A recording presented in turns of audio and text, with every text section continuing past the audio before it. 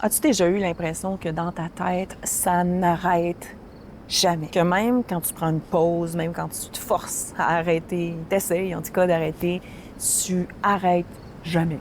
Que tu penses à ta liste de tâches que tu dois faire, ce que tu dois préparer, ce que tu dois organiser.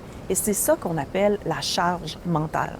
Et la charge mentale, c'est pas seulement être occupé, là, être très, très occupé. C'est porter en permanence, quand tu es aux toilettes, quand tu te couches le soir, quand tu fais des activités plaisantes ou même au lit avec ton partenaire, la tâche, la lourdeur, la planification et la responsabilité des tâches qui t'incombent. C'est être dans l'anticipation, c'est être dans le suivi de tout ce qui doit être fait. Et souvent même, là, tu vas faire des listes dans ta tête, là, puis tu vas recommencer au début de la liste. La charge mentale, ça peut être vraiment lourd et ça touche énormément de personnes, beaucoup de femmes, beaucoup d'hommes. Culturellement, socialement, on a tendance à porter des chapeaux, à porter des rôles, organiser la maison, s'occuper des enfants, travailler, prendre des responsabilités. Tous les rôles, tous les chapeaux que tu portes peuvent t'amener à avoir une surcharge mentale, une charge mentale qui est beaucoup trop élevée. Ce qui va rendre cette charge mentale particulièrement épuisante, c'est qu'elle est invisible. De l'extérieur, tu as l'air hyper fonctionnel, mais à l'intérieur, tu es constamment en train de jongler avec 10 affaires en même temps dans ton cerveau. Et ce cerveau-là, justement, lui, il n'y a vraiment pas de moment de repos avec ce fonctionnement-là. Le résultat, fatigue, colère, irritabilité, dépression, impression de jamais être assez, de jamais en faire assez, d'être un imposteur, voire troubles anxieux ou dépression sévère.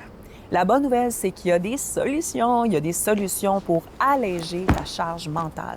D'abord, en partageant réellement tes responsabilités, en déléguant avec les gens autour de toi, demander de l'aide, peut-être de la part de professionnels, déléguer à d'autres personnes et que chacun prenne sa part de responsabilité. Malgré le fait que tu as peut-être une partie sauveuse très élevée et que ça te nourrit ou que tu as été éduqué et dressé et conditionné pour tout donner aux autres, avoir besoin d'aide, c'est humain et c'est le cas pour tout le monde. La différence entre certaines personnes, c'est que certaines vont être capables de demander de l'aide et d'autres non. Je t'invite vraiment à demander de l'aide, à faire des listes, peut-être des tâches, à utiliser des outils pour mieux organiser tes pensées au lieu de ressasser cette fameuse liste de tâches en boucle dans ton cerveau, particulièrement au moment d'aller te coucher. Et surtout, te donner le droit de rien faire parfaitement, de ne pas tout faire, de ne pas tout faire parfaitement, de lâcher prise sur certains détails, sur certaines choses sur lesquelles tu n'as pas de contrôle. Une charge mentale hyper élevée, c'est pas un signe de faiblesse ou de désorganisation, c'est un poids réel qui use ton corps et ton cerveau et qui t'amène beaucoup de souffrance. Si tu veux retrouver cet espace intérieur, cette paix, cette libération de la charge, ça passe par reconnaître que cette charge est là, apprendre à la partager et à t'autoriser de déléguer, de lâcher prise et de prendre soin de toi.